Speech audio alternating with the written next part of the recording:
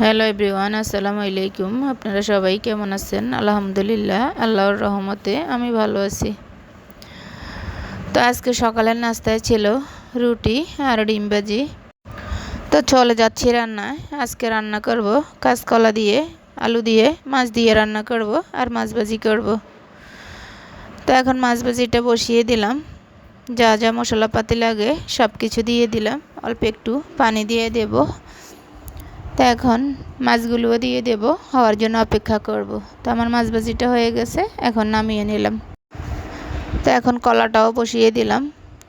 তো তেলের মধ্যে প্রথমে কলা আলুগুলো কিছুক্ষণ ভেজে নেব।